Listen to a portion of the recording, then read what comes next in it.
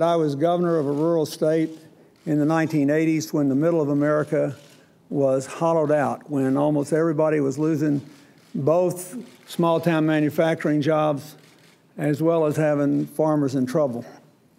So I sort of identify with what you're up against.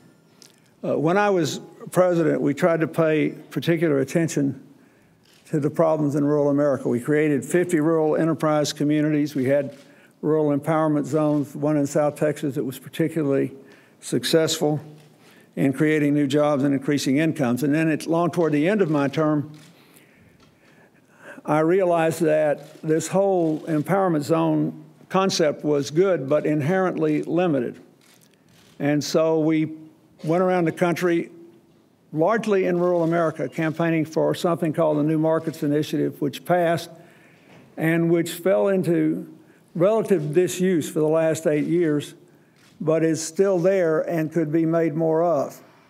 And I think it's important to note that even in the good years, in the 20 years from 1979 through 1999, while income in the country increased 38%, it only rose 29% in rural America.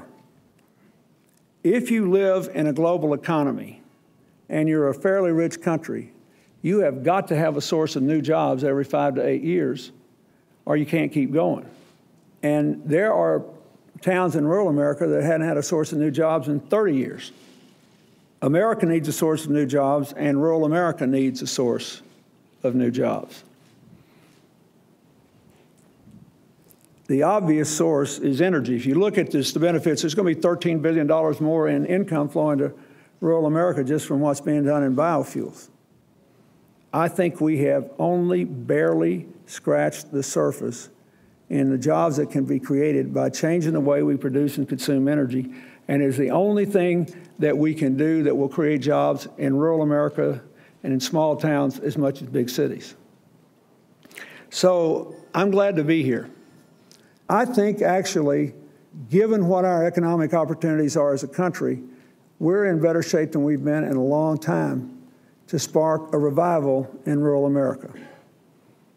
But I want to be able to drive down the Mississippi River and go into the Delta in Arkansas and Louisiana and Mississippi. I want to be able to drive up in those places in southern Illinois I used to go to where there were no jobs and the unemployment rate was 20%.